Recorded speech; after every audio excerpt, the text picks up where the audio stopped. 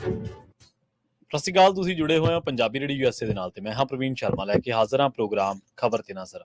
ਖਬਰ ਤੇ ਨਜ਼ਰ ਪ੍ਰੋਗਰਾਮ ਦੇ ਵਿੱਚ ਕੀ ਅਹਿਮ ਤੇ ਕੀ ਖਾਸ ਖਬਰਾਂ ਨੂੰ ਲੈ ਕੇ ਚਰਚਾ ਕਰਨ ਦੇ ਲਈ ਜੁੜ ਚੁੱਕੇ ਨੇ ਪੰਜਾਬ ਤੋਂ ਪੱਤਰਕਾਰ ਦੀਪਕ ਸ਼ਰਮਾ ਚਨਾਰਥਲ ਜੀ। ਸ਼ਰਮਾ ਜੀ, ਸਤਿ ਸ਼੍ਰੀ ਅਕਾਲ। ਸਵਾਗਤ ਹੈ ਜੀ ਪੰਜਾਬੀ ਰੇਡੀਓ ਯੂਐਸਏ ਤੇ।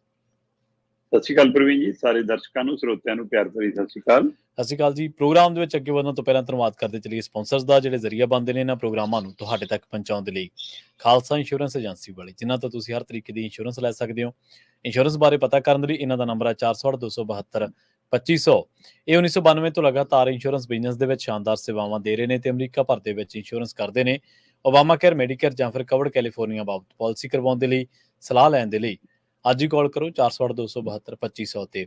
ਟਰਕੀਅਨ ਇਮੀਗ੍ਰੇਸ਼ਨ ਲਾ ਫਰਮ ਵਾਲੇ, ਜੇ ਟਰਕੀਆਨਾ ਟੋਨੀ ਟਰਕੀਆਨਾ ਦੇ ਨਾਲ ਤੁਸੀਂ ਯੂਐਸ ਇਮੀਗ੍ਰੇਸ਼ਨ ਬਾਬਤ ਕੋਈ ਵੀ ਸਲਾਹ ਕਰਨੀ ਹੈ, ਕੋਈ ਵੀ ਸਵਾਲ ਪੁੱਛਣਾ, ਤੇ ਇਹਨਾਂ ਦਾ ਨੰਬਰ ਹੈ 4159090503।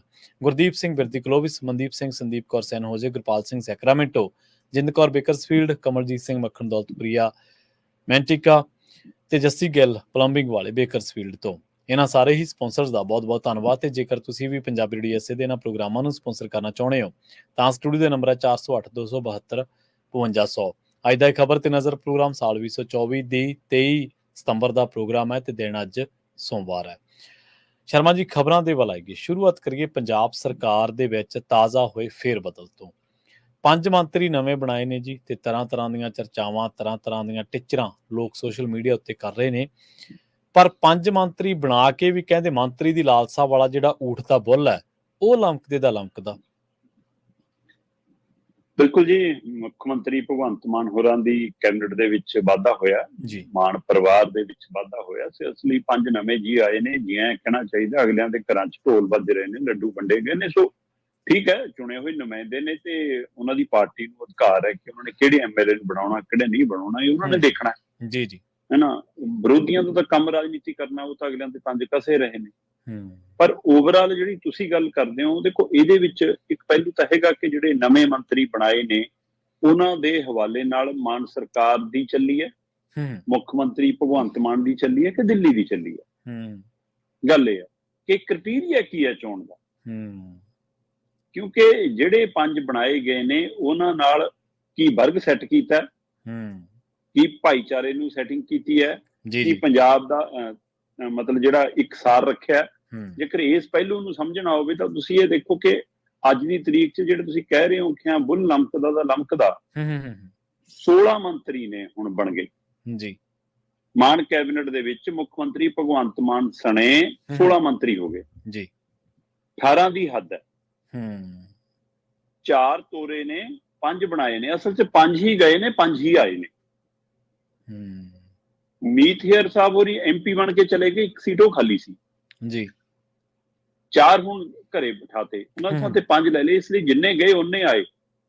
ਇਹਦਾ ਮਤਲਬ ਪਹਿਲਾਂ ਵੀ 16 ਹੀ ਸੀ, ਉਹ ਚੋਂ ਉਹ 4 ਹੁਣ ਵਾਲੇ ਮੰਤਰੀ ਹੋ ਗਏ, ਇੱਕ ਮੀਤ ਹੇਅਰ ਮੰਤਰੀ ਹੋ ਗਿਆ, ਇਸ ਲਈ ਉਹ 11 ਰਹਿ ਗਏ ਸੀ, 5 ਹੋਰ ਆ ਗਏ, 16 ਹੋ ਗਏ। ਪਰ ਜੇ 18 ਬਣ ਸਕਦੇ ਨੇ ਤਾਂ ਤੁਸੀਂ ਜੇ 5 ਨਵੇਂ ਬਣਾ ਸਕਦੇ, 2 ਹੋਰ ਵੀ ਬਣਾ ਸਕਦੇ ਸੀ। ਬੋਝ ਇੰਨਾ ਪਾਇਆ, ਕਿਸੇ ਨੂੰ 6-6 ਵਿਭਾਗ ਦਿੱਤੇ ਨੇ, ਕਿਸੇ ਨੂੰ 4-4 ਦਿੱਤੇ ਨੇ। ਹਰਜੋਤ ਬੈਂਸ ਤੇ ਸਵਾਲ ਖੜਾ ਤੇ ਉਹਨੂੰ ਤੁਸੀਂ ਇੱਕ ਵਿਭਾਗ ਹੋਰ ਦਿੱਤਾ, ਹੈ ਨਾ। ਸੋ ਇਸ ਲਈ ਇਹਦਾ ਮਤਲਬ ਤੁਸੀਂ ਊਂਠ ਦਾ ਬੁੱਲ ਲਟਕਾ ਕੇ ਰੱਖਣਾ ਚਾਹੁੰਦੇ ਕਿ ਕੋਈ ਬਾਗੀ ਨਾ ਹੋ ਜਾਵੇ। ਅਗਲਿਆਂ ਨੂੰ ਆਸ ਹੈ ਕਿ ਜੇ 2.5 ਸਾਲਾਂ ਬਾਅਦ ਇਹਨਾਂ 5 ਦਾ ਨੰਬਰ ਆ ਸਕਦਾ, ਖਬਰ ਅਗਲੇ 2.5 ਸਾਲਾਂ 'ਚ ਸਾਡਾ ਕਿਸ ਦਾ ਨੰਬਰ ਆ ਜਾਵੇ। ਇਸ ਲਈ ਉਹ ਊਂਠ ਦਾ ਬੁੱਲ ਲਾਲਸਾ ਲਟਕ ਰਿਹਾ ਕਿ ਹੁਣ ਡਿੱਗਿਆ, ਹੁਣ ਡਿੱਗਿਆ, ਹੁਣ ਸਾਡੇ ਘਰੇ ਡਿੱਗੂ, ਸਾਡੀ ਕੁਰਸੀ, ਸਾਨੂੰ ਕੁਰਸੀ ਮੈਨੂੰ। ਇਸ ਲਈ ਉਹ ਲਟਕਾਇਆ। ਚਲੋ, ਜਿਸ ਹਵਾਲੇ ਨਾਲ ਆਪਾਂ ਜੇ ਇਹ ਦੇਖਣਾ ਹੋਵੇ ਜਿਹੜੇ ਬਣਾਏ ਨੇ ਜੀ ਹੁਣ ਤੱਕ, ਜਦੋਂ ਮੈਂ ਕੈਬਨਿਟ ਤੇ ਝਾਤ ਮਾਰਦਾ, ਸਭ ਤੋਂ ਪਹਿਲਾਂ ਕੱਲ ਵੈਸੇ ਜੇ ਮੈਂ ਗੱਲ ਕਰਾਂ ਤਾਂ ਹਰਦੀਪ ਸਿੰਘ ਮੁੰਡੀਆਂ ਹੋਰਾਂ ਨੇ ਸਹੁੰ ਚੁੱਕੀ, ਹਾਂ ਜੀ, ਹੈ ਨਾ। ਉਸ ਤੋਂ ਬਾਅਦ ਫਿਰ ਵਰਿੰਦਰ ਕੁਮਾਰ ਗੋਇਲ ਹੋਰਾਂ ਨੇ ਸਹੁੰ ਚੁੱਕੀ। ਉਸ ਤੋਂ ਬਾਅਦ ਤਰਨਪ੍ਰੀਤ ਸਿੰਘ ਸੌਂਧ ਹੋਰਾਂ ਨੇ ਸਹੁੰ ਚੁੱਕੀ। ਫਿਰ ਡਾਕਟਰ ਰਵਨੀਤ ਸਿੰਘ ਨੇ ਸਹੁੰ ਚੁੱਕੀ ਤੇ ਅਖੀਰ ਦੇ ਵਿੱਚ ਮਹਿੰਦਰ ਭਗਤ ਹੋਰਾਂ ਨੇ ਸਹੁੰ ਚੁੱਕੀ। ਚਲੋ, ਮੁੱਖ ਮੰਤਰੀ ਭਗਵੰਤ ਮਾਨ ਨੇ ਮਹਿੰਦਰ ਭਗਤ ਨਾਲ ਜਾਂ ਜਲੰਧਰ ਪੱਛਮੀ ਦੇ ਵੋਟਰਾਂ ਨਾਲ ਵਾਅਦਾ ਕੀਤਾ ਸੀ, ਤੁਸੀਂ ਐਮਐਲਏ ਬਣਾ ਦਿਓ, ਮੰਤਰੀ ਬਣਾ ਦਿਆਂਗੇ। ਉਹ ਬਣ ਗਿਆ।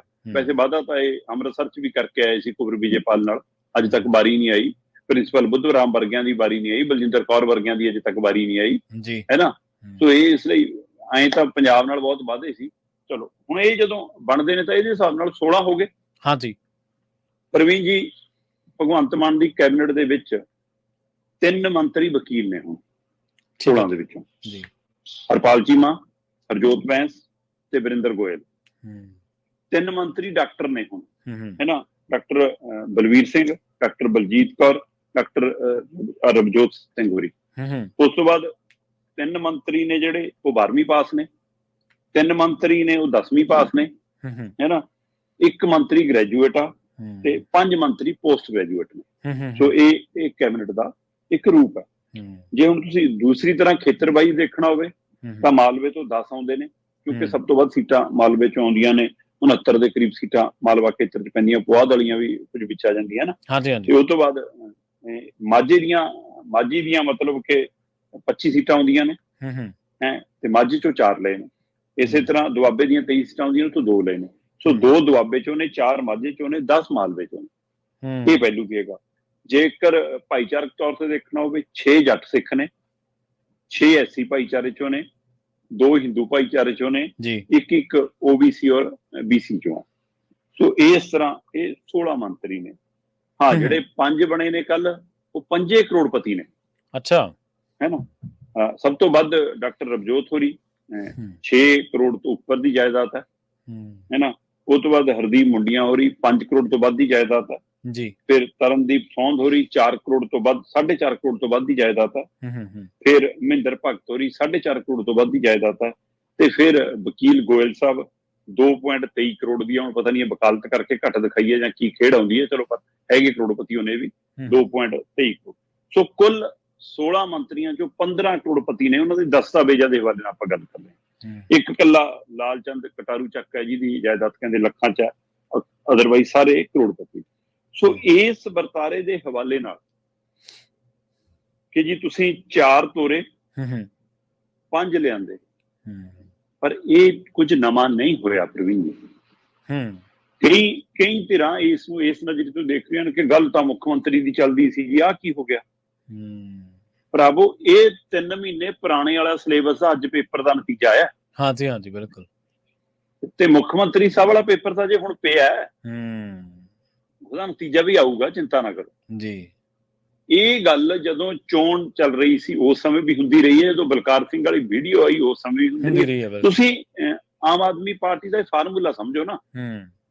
ਉਹ ਕਹਿੰਦੇ ਕਿ ਅਸਤੀਫਾ ਤਾਂ ਦਿੱਤਾ ਕੇਜਰੀਵਾਲ ਨੇ, ਪਰ ਉਸੇ ਸਮੇਂ ਨਹੀਂ ਦਿੱਤਾ ਜਦੋਂ ਉਂਗਲ ਉੱਠੀ ਹੈ। ਜਦ ਦੇਣ ਦਾ ਫਿਰ ਤਾਂ ਐ ਹੁੰਦਾ ਕਿ ਚੱਲ ਗਈ ਦੁਨੀਆਂ ਦੀ।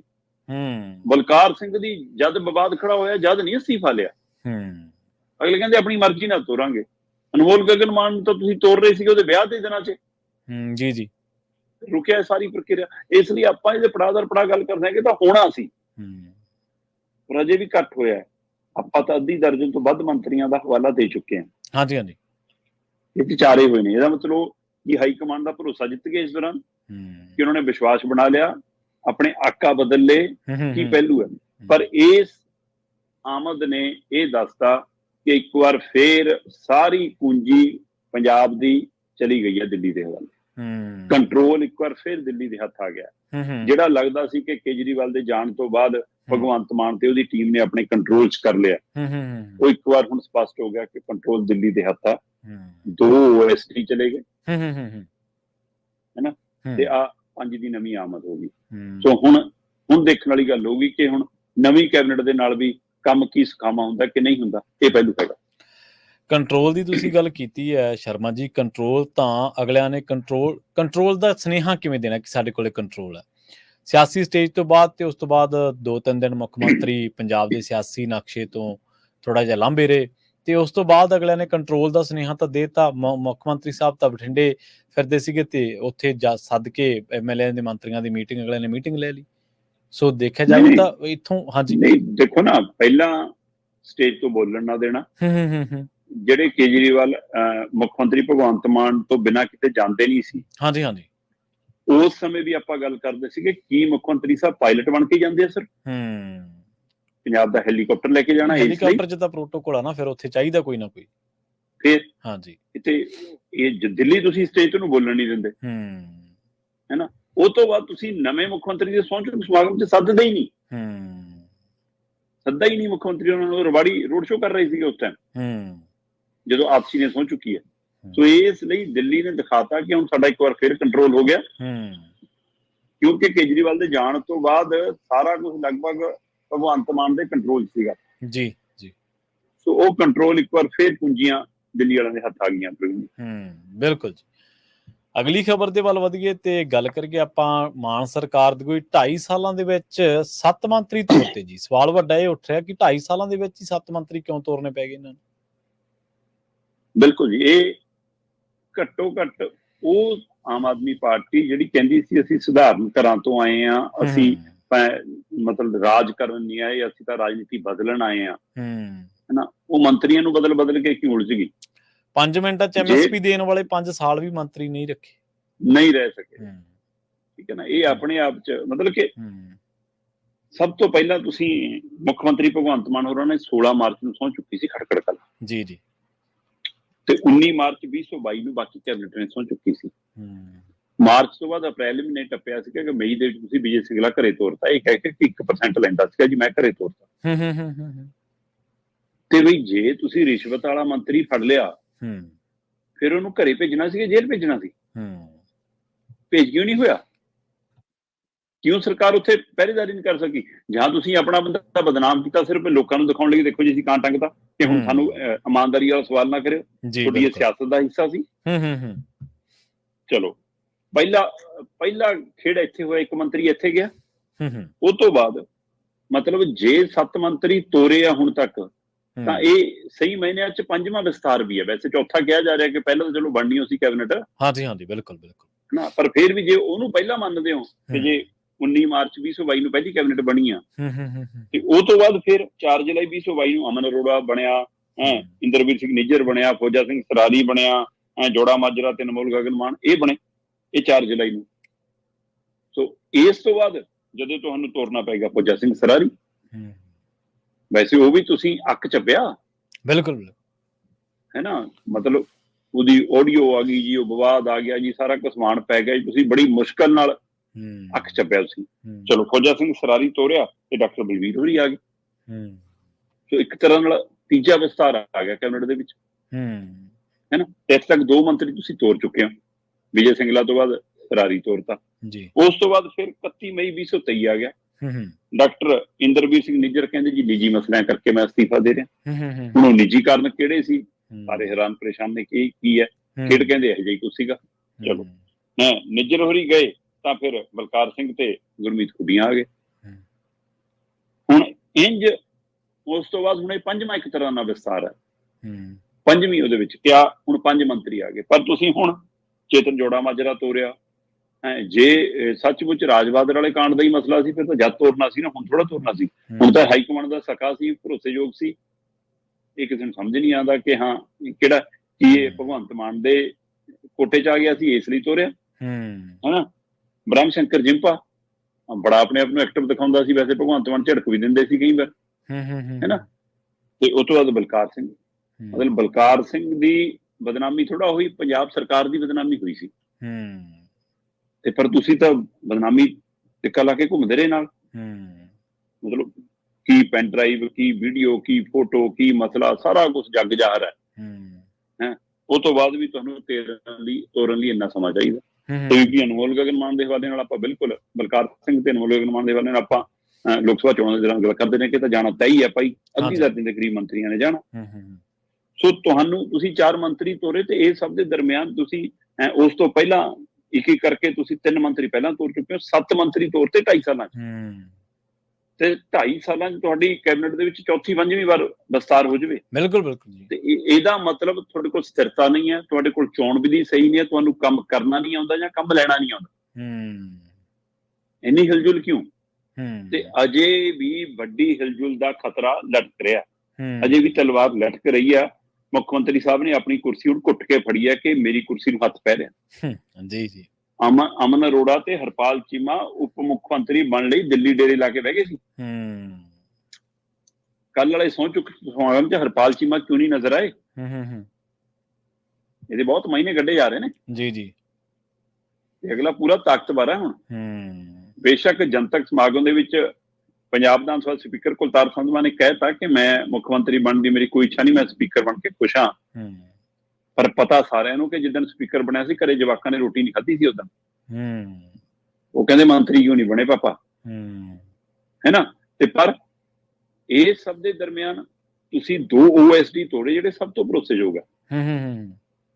ਹੁਣ ਇਹ ਤੁਸੀਂ ਤੋਰੇ ਜਾਂ ਦਿੱਲੀ ਵਾਲਿਆਂ ਨੇ ਤੋਰਤੇ ਕਿ ਨੇੜਲੇ ਬੰਦੇ ਪਰੇ ਕਰੋ, ਕਿਉਂਕਿ ਧੂਰੀ ਹਲਕੇ ਦਾ ਸਾਰਾ ਕੰਮ ਕਰ ਓਂਕਾਰ ਸਿੰਘ ਦੇਖਦਾ ਸੀ ਤੇ ਮੁੱਖ ਮੰਤਰੀ ਭਗਵੰਤ ਮਾਨ ਦਾ ਓਵਰਆਲ ਨਿੱਜੀ ਕੰਮ ਮਨਜੀਤ ਸਿੱਧੂ ਹੀ ਦੇਖਦਾ ਸੀ ਤੇ ਦੋਵੇਂ ਤੌਰ ਤੇ।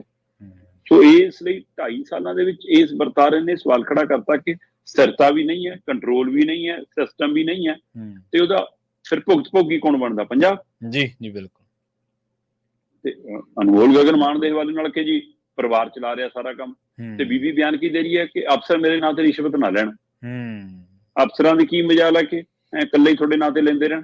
ਜੀ ਜੀ ਬਿਲਕੁਲ। ਹੁਣ ਪਤਾ ਨਹੀਂ ਭਾਈ ਬੀਬੀ ਦਾ ਹਿਸਾਬ ਕਿਤਾਬ ਵਿਗੜ ਗਿਆ ਸੀ ਜਾਂ ਉੱਪਰ ਵਾਲਿਆਂ ਨੂੰ ਸਹੀ ਹਿਸਾਬ ਕਿਤਾਬ ਨਹੀਂ ਦਿੱਤਾ ਜਾ ਰਿਹਾ ਸੀ। ਗੜਬੜ ਤਾਂ ਹੈਗੀਆਂ ਨੇ ਕੁਛ। ਸੋ ਇਸ ਲਈ ਅਜੇ ਵੀ ਪ੍ਰਵੀਨ ਜੀ, ਜੇ ਇਹ 3 ਮਹੀਨੇ ਪਹਿਲੇ ਵਾਲਾ ਇੱਥੇ ਆ ਕੇ ਖੜਾ ਹੈ ਤੇ ਅੱਜ ਵਾਲੀ ਸਥਿਤੀ ਕੀ ਮੁੱਖ ਮੰਤਰੀ ਸਾਹਿਬ ਨੂੰ ਬਦਲਿਆ ਜਾ ਸਕਦਾ? ਮੈਨੂੰ ਲੱਗਦਾ ਸਾਨੂੰ ਹਰਿਆਣਾ ਚੋਣਾਂ ਔਰ ਪੰਚਾਇਤੀ ਚੋਣਾਂ, ਨਗਰ ਨਿਗਮ ਚੋਣਾਂ ਦਾ ਥੋੜਾ ਜਿਹਾ ਇੰਤਜ਼ਾਰ ਕਰ ਲੈਣਾ ਚਾਹੀਦਾ, ਉਸ ਤੋਂ ਬਾਅਦ ਕੁਝ ਵੀ ਵੱਡਾ ਹੋ ਸਕਦਾ ਪੰਜਾਬ। ਜੀ ਬਿਲਕੁਲ ਬਿਲਕੁਲ। ਤੇ ਸ਼ਰਮਾ ਜੀ, ਮੰਤਰੀ ਬਦਲਣ ਤੋਂ ਯਾਦ ਆਇਆ, ਤੁਹਾਡੇ ਯਾਦ ਹੋਣਾ ਜਦੋਂ 2014-15 ਦੇ ਵਿੱਚ ਅਕਾਲੀ ਦਲ ਦੀ ਸਰਕਾਰ ਸੀਗੀ ਤੇ ਉਦੋਂ ਡਰੱਗ ਦਾ ਬਹੁਤ ਜ਼ਿਆਦਾ ਦੋਸ਼ ਅਕਾਲੀ ਸਰਕਾਰ ਦੇ ਕਹਿ ਲਓ ਪਾਰਟੀ ਦੇ ਨਾਲ ਸੰਬੰਧਿਤ ਲੋਕਾਂ ਉੱਤੇ ਲੱਗਦਾ ਸੀ। ਸਰਵਣ ਸਿੰਘ ਫਲੋਰ ਦਾ ਅਸਤੀਫਾ ਲੈ ਲਿਆ ਗਿਆ ਸੀ, ਉਹਨਾਂ ਦੇ ਮੁੰਡੇ ਦਾ ਨਾਂ ਕਿਸੇ ਡੈਰੀ 'ਚ ਆ ਗਿਆ ਸੀਗਾ। ਗੁਲਜ਼ਾਰ ਸਿੰਘ ਰਣੀਕੇ ਤੇ ਸ਼ਾਇਦ ਕੋਈ ਕਰਪਸ਼ਨ ਦੇ ਦੋਸ਼ ਲੱਗੇ ਸੀ, ਉਹਨਾਂ ਦਾ ਅਸਤੀਫਾ ਵੀ ਲੈ ਲਿਆ ਗਿਆ ਸੀ। ਉੱਥੋਂ ਅੰਦਰੋਂ ਆਵਾਜ਼ ਉੱਠੀ ਭਾਈ ਵੀ ਫਿਰ ਜੇ ਡੈਰੀ ਦੇ ਆਧਾਰ ਤੇ ਤੇ ਫਿਰ ਵਿਕਰਮ ਮਜੀਠੀਆ ਦਾ ਕਿਉਂ ਨਹੀਂ ਗਾ, ਕਿਉਂਕਿ ਉਹਨਾਂ ਦਾ ਨਾਂ ਵੀ ਲਿਆ ਸੀਗਾ। ਤੇ ਉਦੋਂ ਆਮ ਆਦਮੀ ਪਾਰਟੀ ਵਾਲੇ ਓਪੋਜੀਸ਼ਨ ਦੇ ਵਿੱਚ ਹੁੰਦਿਆਂ ਇਹਨਾਂ ਚੀਜ਼ਾਂ ਤੇ ਬਹੁਤ ਜ਼ਿਆਦਾ ਕਿੰਤੂ ਕਰਦੇ ਸੀਗੇ, ਲੋਕਾਂ ਦੀ ਮੋਬਿਲਾਈਜੇਸ਼ਨ ਵੀ ਕਰਦੇ ਸੀਗੇ, ਇਕੱਠ ਵੀ ਕਰਦੇ ਸੀ, ਸੋਸ਼ਲ ਮੀਡੀਆ ਤੇ ਵੀ ਐਕਟਿਵ ਰਹਿੰਦੇ ਸੀ ਤੇ ਦਿੱਲੀੋਂ ਪੂਰੇ ਜਿਵੇਂ ਹੁਕਮ ਲੈ ਕੇ ਤੇ ਹਰੇਕ ਤੰਤਰ ਦੇ ਵਿੱਚ ਚਾਹੇ ਸੋਸ਼ਲ ਮੀਡੀਆ ਚਾਹੇ ਕਿਵੇਂ ਵੀ ਉਹ ਦਿਖਦੇ ਸੀਗੇ ਕਿ ਵਿਰੋਧ ਕਰ ਰਹੇ ਆ। ਅੱਜ ਸੱਤਾ ਮਿਲੀ ਤੇ ਅੱਜ ਆਪ ਕੀ ਕਰ ਰਹੇ? ਅੱਜ ਆਪ ਵੀ ਤਾਂ ਉਸੇ ਦੌਰ ਦੇ ਵਿੱਚ ਹੀ ਲੰਘ ਰਹੇ ਨਾ। ਇਹੀ ਤਾਂ ਰਾਜਨੀਤੀ ਹੈ। ਹਾਂਜੀ, ਹਾਥੀ ਦੇ ਦੰਦ ਦਿਖਾਉਣ ਦੇ ਹੋਰ ਤੇ ਦਿਖਾਉਣ ਦੇ ਹੋਰ ਹੁੰਦੇ। ਕੈਪਟਨ ਹੁਣ ਸਾਬਤ ਹੋ ਰਿਹਾ। ਬਿਲਕੁਲ। ਕੈਪਟਨ ਅਮਰਿੰਦਰ ਸਿੰਘ ਦੇ ਰਾਜ ਦੇ ਵਿੱਚ ਬਿਜਲੀ ਮੰਤਰੀ ਰਾਣਾ ਗੁਰਜੀਤ ਸੀਗੇ ਤੇ ਉਹਨਾਂ ਦਾ ਤੁਸੀਂ ਇਹਨਾਂ ਨੇ ਅਸਤੀਫਾ ਦਵਾਇਆ ਆਮ ਆਦਮੀ ਪਾਰਟੀ ਵਾਲਿਆਂ ਨੇ। ਬਿਲਕੁਲ, ਉਹ ਖੱਡਾਂ ਦਾ ਮਾਮਲਾ ਸੀਗਾ। ਬਾਅਦ ਚੋਂ ਕਲੀਨ ਚਿੱਟ ਵੀ ਮਿਲ ਗਈ। ਹਾਂਜੀ, ਬਾਅਦ ਚੋਂ ਕਲੀਨ ਚਿੱਟ ਵੀ ਮਿਲ ਗਈ। ਮਤਲਬ ਇਹ ਸਾਰਾ ਕੁਝ ਹੈ, ਸਾਰੇ ਇੱਕੋ ਥੈਲੀ ਦੇ ਚੱਪੇ ਵੱਟੇ। ਹਾਂਜੀ ਬਿਲਕੁਲ ਬਿਲਕੁਲ, ਕੋਈ ਫਰਕ ਨਹੀਂਗਾ। ਔਰ ਤੁਹਾਨੂੰ ਮੈਂ ਦਾਅਵੇ ਨਾਲ ਕਹਿਣਾ ਹੈ ਕਿ ਅਗਲੀਆਂ 2027 ਦੀਆਂ, ਚਲੋ ਜੇ 27 ਚ ਹੁੰਦੀਆਂ ਜਾਂ 26 ਚ ਹੁੰਦੀਆਂ ਜਾਂ 29 ਚ ਹੁੰਦੀਆਂ, ਜੋ ਵੀ ਹੁੰਦਾ ਹੈ, ਜਿਹੜੀਆਂ ਪੰਜਾਬ ਦੀਆਂ ਅਗਲੀਆਂ ਵਿਧਾਨ ਸਭਾ ਚੋਣਾਂ ਹੋਣਗੀਆਂ, ਇਹ ਦੇਖ ਲਿਓ ਪੰਜਾਬ ਦੇ ਇਤਿਹਾਸ ਪਹਿਲੀ ਵਾਰ ਹੋਊਗਾ ਕਿ ਕਈ MLA ਛੱਡ ਕੇ ਮੁਲਕ ਭੱਜਣਗੇ। ਇਹ ਪਹਿਲੀ ਵਾਰ ਪਾਕਿਸਤਾਨ ਚ ਹੁੰਦਾ ਸੁਣਿਆ ਸੀਗਾ। ਹਾਂਜੀ ਹਾਂਜੀ ਹਾਂਜੀ, ਇੱਥੇ ਹੋਊਗਾ ਇਹ ਵਰਤਾਰਾ, ਇਹ ਭੱਜਣਗੇ ਕਈ ਇਹਨਾਂ ਤੋਂ, ਤੇ ਕਈ ਤੁਹਾਨੂੰ ਕਾਂਗਰਸੀਆਂ ਔਰ ਅਕਾਲੀਆਂ ਚ ਸ਼ਾਮਲ ਹੁੰਦੇ ਦਿਖਾਊਂਗਾ। ਹਾਂਜੀ ਹਾਂਜੀ ਬਿਲਕੁਲ ਬਿਲਕੁਲ ਸਹੀ। ਮੁੱਖ ਮੰਤਰੀ ਮਾਨ ਨੂੰ ਕਹਿੰਦੇ ਅੰਮ੍ਰਿਤਪਾਲ ਸਿੰਘ ਤੋਂ ਕੋਈ ਜਾਣ ਦਾ ਖਤਰਾ ਹੈ? ਸ਼ਰਮਾ ਜੀ, ਕੀ ਸਵਾਲ ਪੈਦਾ ਹੁੰਦਾ ਹੈ ਕਿ ਵਾਕਈ ਇਹ ਗੱਲ ਸਹੀ ਹੈ? ਨਹੀਂ, ਸਵਾਲ ਕਿਉਂ ਹੈ ਜੀ? ਇਹ ਤਾਂ ਪੰਜਾਬ ਸਰਕਾਰ ਕਹਿੰਦੀ ਹੈ ਕਿ ਜਾਨ ਨੂੰ ਖਤਰਾ। ਅੱਛਾ, ਪੰਜਾਬ ਸਰਕਾਰ ਨੇ ਹਾਈ ਕੋਰਟ 'ਚ ਲਿਖ ਕੇ ਦਿੱਤਾ। ਠੀਕ ਹੈ, ਕਿ ਅੰਮ੍ਰਿਤਪਾਲ ਸਿੰਘ ਤੋਂ ਮੁੱਖ ਮੰਤਰੀ ਭਗਵੰਤ ਮਾਨ ਨੂੰ ਜਾਣ ਦਾ ਖਤਰਾ ਹੈ। ਮਤਲਬ ਜਿਹੜੇ ਸੁਰੱਖਿਆ ਨੂੰ ਮੁਰਗੀ ਖਾਨਾ ਦੱਸਦੇ ਸੀ ਕਿ ਮੁਰਗੀ ਖਾਨੇ ਖੋਲ ਲੋ ਜੇ ਡਰ ਲੱਗਦਾ, ਤੇ ਹੁਣ ਤਾਂ ਸਭ ਤੋਂ ਵੱਧ 42-43 ਗੱਡੀਆਂ ਦਾ ਕਾਫਲਾ ਤੁਹਾਡੇ ਕੋਲ ਸੁਰੱਖਿਆ ਦਾ। ਤੇ ਜੇ ਪੰਜਾਬ ਦਾ ਮੁੱਖ ਮੰਤਰੀ ਸੁਰੱਖਿਅਤ ਨਹੀਂਗਾ, ਫਿਰ ਪੰਜਾਬ ਸੁਰੱਖਿਅਤ ਆ? ਸਹੀ ਸਹੀ ਸਵਾਲ ਤਾਂ ਇਹ ਹੈ। ਪੰਜਾਬ ਕੋਲ ਤਾਂ ਭਾਈ, ਪੰਜਾਬ ਦੇ ਵਾਸੀਆਂ ਕੋਲ ਤਾਂ ਗੱਡੀਆਂ ਥੋੜਾ, ਤੁਹਾਡੇ ਵਾਲਾ ਕਾਫਲਾ ਥੋੜਾ। ਤੇ ਜਿਹੜਾ ਕ੍ਰਾਈਟੇਰੀਆ ਕੇਜਰੀਵਾਲ ਲਈ ਹੈ, ਫਿਰ ਉਹ ਅੰਮ੍ਰਿਤਪਾਲ ਲਈ ਕਿਉਂ ਨਹੀਂਗਾ? ਕੇਜਰੀਵਾਲ ਲੋਕ ਫਤਵੇ ਨਾਲ ਸਾਰਾ ਕੁਝ ਮਾਫ ਹੈ ਤੇ ਅੰਮ੍ਰਿਤਪਾਲ ਤਾਂ ਲੋਕ ਫਤਵਾ ਲਈ ਬੈਠਾ ਭਾਈ। ਅਗਲੇ ਨੂੰ ਤਾਂ ਲੋਕਾਂ ਨੇ ਵੋਟਾਂ ਪਾ ਕੇ ਸਭ ਤੋਂ ਵੱਧ ਵੋਟਾਂ ਨਾਲ MP ਬਣਾਇਆ। ਅਸਲ 'ਚ ਅੰਮ੍ਰਿਤਪਾਲ ਸਿੰਘ ਤੇ ਉਹਦੇ ਸਾਥੀਆਂ ਨੇ, ਕਲਸੀ ਹੋਰਾਂ ਨੇ, ਕਪਲਪ੍ਰੀਤ ਹੋਰਾਂ ਨੇ ਪਟੀਸ਼ਨ ਦਾਖਲ ਕੀਤੀਆਂ ਸੀ ਕਿ ਸਾਡੇ ਤੇ NSA ਲਾਉਣਾ ਗੈਰ ਕਾਨੂੰਨੀ ਹੈ। ਔਰ NSA ਦੇ ਵਾਧੇ ਨੂੰ ਚੁਣੌਤੀ ਦਿੰਦੀ ਪਟੀਸ਼ਨ ਪਾਈ ਕਿ ਵੀ ਇਹ ਵਾਧਾ ਤਾਂ ਬਿਲਕੁਲ ਹੀ ਗੈਰ ਸੰਵਿਧਾਨਕ ਹੈ ਕਿ ਕਿਸ ਆਧਾਰ ਤੇ, ਹੈ ਨਾ। ਤੇ ਉਸ ਦੇ ਲਈ ਜਦੋਂ ਸੁਣਵਾਈ ਹੋਈ ਹਾਈ ਕੋਰਟ ਦੇ ਵਿੱਚ, ਇਹਨਾਂ ਦੇ ਵਕੀਲਾਂ ਨੇ ਤੱਥ ਰੱਖਿਆ ਅੰਮ੍ਰਿਤਪਾਲ ਸਿੰਘ ਦੇ ਧਿਰ ਵਾਲਿਆਂ ਨੇ, ਤੇ ਉਹਦੇ ਆਧਾਰ ਤੇ ਮਾਨਯੋਗ ਪੰਜਾਬ ਹਰਿਆਣਾ ਹਾਈ ਕੋਰਟ ਨੇ ਪੰਜਾਬ ਸਰਕਾਰ ਨੂੰ ਪੁੱਛਿਆ ਵੀ ਦਿਓ ਜਵਾਬ, ਤੁਸੀਂ ਕਿਉਂ NSA 'ਚ ਵਾਧਾ ਕੀਤਾ। ਕੇਂਦਰ ਸਰਕਾਰ ਨੂੰ ਪੁੱਛਿਆ ਵੀ ਤੁਸੀਂ ਕਹਿੰਦੇ ਸੀ ਸਾਡੇ ਸਾਰਾ ਕੁਝ ਮਿਲ ਕੇ ਅਸੀਂ ਕਰ ਰਹੇ ਹਾਂ, ਦਿਓ ਜਵਾਬ, NSA ਦੇ ਵਾਧੇ ਪਿੱਛੇ ਕੀ ਪਹਿਲੂ ਹੈ। ਤੇ ਡਿਬਰੂਗੜ੍ਹ ਜੇਲ੍ਹ ਪ੍ਰਸ਼ਾਸਨ ਨੂੰ ਸਵਾਲ ਆ ਗਿਆ। ਸੋ ਤਿੰਨਾਂ ਧਿਰਾਂ ਨੂੰ ਸਵਾਲ ਕੀਤਾ ਸੀ, ਉਹਦੇ ਵਿੱਚ ਪੰਜਾਬ ਸਰਕਾਰ ਦਾ ਜਵਾਬ ਪਹੁੰਚ ਗਿਆ ਜੀ ਪੰਜਾਬ ਹਰਿਆਣਾ ਹਾਈ ਕੋਰਟ। ਠੀਕ ਹੈ ਜੀ। ਤੇ ਪੰਜਾਬ ਸਰਕਾਰ ਨੇ ਜਵਾਬ ਦਿੱਤਾ ਕਿ NSA ਵਧਾਉਣ ਦੇ ਪਿੱਛੇ ਕਾਰਨ ਇਹ ਹੈ ਕਿ ਅੰਮ੍ਰਿਤਪਾਲ ਸਿੰਘ ਤੋਂ ਮੁੱਖ ਮੰਤਰੀ ਭਗਵੰਤ ਮਾਨ ਨੂੰ ਜਾਣ ਦਾ ਖਤਰਾ ਹੈ। ਕਹਿੰਦੇ ਇਸ ਲਈ NSA ਲੱਗਾ ਵੀ ਤਾਂ ਹੈ, ਵਧਾਇਆ ਵੀ ਤਾਂ ਹੈ। ਕਮਾਲ ਆ। ਕਹਿੰਦੇ ਆਧਾਰ ਕੀ ਦਿੱਤਾ ਕਿ ਜਦੋਂ ਅਜਨਾਲਾ ਥਾਣੇ ਦਾ ਘਿਰਾਓ ਕੀਤਾ ਗਿਆ ਸੀਗਾ, ਹੈਨਾ, ਬੇਸ਼ੱਕ ਉੱਥੇ ਪਾਵਨ ਸਰੂਪ ਲਿਜਾਣ ਨੂੰ ਲੈ ਕੇ ਅੰਮ੍ਰਿਤਪਾਲ ਸਿੰਘ ਅੱਜ ਵੀ ਸਵਾਲਾਂ ਦੇ ਘੇਰੇ 'ਚ ਹੈ, ਹੈਨਾ, ਤੇ ਉੱਥੇ ਕਹਿੰਦੇ ਜੀ ਕਿ ਅੰਮ੍ਰਿਤਪਾਲ ਸਿੰਘ ਨੇ ਤਕਰੀਰ ਕਰਦਿਆਂ ਕਿਹਾ ਕਿ ਬਈ ਇਹ ਤਾਂ ਮੁੱਖ ਮੰਤਰੀ ਭਗਵੰਤ ਮਾਨ ਤਾਂ ਹੁਣ ਬੇਅੰਤ ਸਿੰਘ ਬਣ ਗਿਆ, ਇਹਦੇ ਨਾਲ ਬੇਅੰਤ ਸਿੰਘ ਵਾਲੀ ਹੋਊਗੀ, ਇਸ ਲਈ ਕਹਿੰਦੇ ਜੀ ਉਹ ਹੋਊਗੀ ਦਾ ਮਤਲਬ ਕਿ ਧਮਕੀ ਦਿੱਤੀ ਹੈ, ਇਹ ਕਰਨਗੇ। ਫਿਰ ਕਹਿੰਦੇ ਉੱਥੇ ਕਿਹਾ ਗਿਆ ਕਿ ਉਹ ਸਮੇਂ ਇੱਕ ਦਿਲਾਵਰ ਸੀ, ਹੁਣ ਦਰਜਨਾਂ ਦਿਲਾਵਰ ਪੈਦਾ ਹੋ ਗਏ ਨੇ, ਹੈਨਾ, ਕਹਿੰਦੇ ਇਸ ਲਈ ਜੀ ਮਤਲਬ ਕਿ ਇਹ ਚੁਣੌਤੀ ਦਿੱਤੀ ਹੈ, ਇਸ ਲਈ ਕਹਿੰਦੇ NSA ਲਾਉਣਾ ਵੀ ਤੇ NSA ਵਧਾਉਣਾ ਵੀ। ਇਹ ਹਵਾਲਾ ਪੰਜਾਬ ਸਰਕਾਰ ਦਾ, ਪੰਜਾਬ ਸਰਕਾਰ ਨੇ ਇਹ ਹਾਈ ਕੋਰਟ ਦੇ ਵਿੱਚ ਜਵਾਬ ਦਾਖਲ ਕਰਾਇਆ। 3 ਅਕਤੂਬਰ ਤੱਕ ਦਾ ਸਮਾਂ, ਅਗਲੀ ਸੁਣਵਾਈ 3 ਅਕਤੂਬਰ ਤੇ ਹੈ। ਹੁਣ ਇੰਤਜ਼ਾਰ ਰਹੇਗਾ ਕੇਂਦਰ ਦੇ ਜਵਾਬ ਦਾ ਤੇ ਡਿਬਰੂਗੜ੍ਹ ਜੇਲ੍ਹ ਦੇ ਪ੍ਰਸ਼ਾਸਨ ਦਾ। ਉਹ ਤੋਂ ਬਾਅਦ ਦੇਖਦੇ ਹਾਂ ਜੀ ਰੰਗ ਕਿੱਧਰ ਨੂੰ ਚੌਖਾ ਚੜ੍ਹਦਾ ਹੈ। ਜੀ ਬਿਲਕੁਲ ਬਿਲਕੁਲ, ਬਿਆਨਾਂ ਦੇ ਆਧਾਰ ਤੇ ਕਾਰਵਾਈਆਂ ਹੋ ਰਹੀਆਂ ਨੇ ਸ਼ਰਮਾ ਜੀ। ਮਾਲੀ ਦਾ ਮਾਮਲਾ ਆਪਾਂ ਦੇਖਿਆ, ਮਾਲਵਿੰਦਰ ਸਿੰਘ ਮਾਲੀ ਦਾ, ਉਹਨਾਂ ਦਾ ਬਿਆਨ ਦਿੱਤਾ ਸੀਗਾ, ਔਰ ਕਮਾਲ ਦੇਖੋ ਤੁਸੀਂ, ਨਿਆਂ ਦਾ ਤਕਾਜ਼ਾ ਦੇਖ ਲਓ ਜਾਂ ਦੋਗਲਾ ਪੈਮਾਨਾ ਦੇਖ ਲਓ ਕਿ ਅਰਵਿੰਦ ਕੇਜਰੀਵਾਲ ਪਿਛਲੇ ਦਿਨਾਂ 'ਚ ਕਹਿ ਰਹੇ ਸੀ ਮੈਂ ਸੀਤਾ ਮਾਤਾ ਵਾਂਗੂ ਅਗਨੀ ਪ੍ਰੀਖਿਆ ਦੇਣੀ, ਉਦੋਂ ਨਹੀਂ ਧਾਰਮਿਕ ਜਜ਼ਬਾਤ ਪੜ੍ਹ ਕੇ। ਆਤਸ਼ੀ ਕਹਿ ਰਹੀ ਹੈ ਕਿ ਜੀ ਜਿਵੇਂ ਭਰਤ ਨੇ ਖੜਾਵਾਂ ਉਹਨਾਂ ਦੀਆਂ ਰੱਖੀਆਂ ਸੀ ਸ਼੍ਰੀ ਰਾਮ ਚੰਦਰ ਜੀ ਭਗਵਾਨ ਦੀਆਂ, ਤੇ ਉਵੇਂ ਮੈਂ ਉਹਨਾਂ ਲਈ ਕੁਰਸੀ ਰੱਖ ਰਹੀ ਹਾਂ।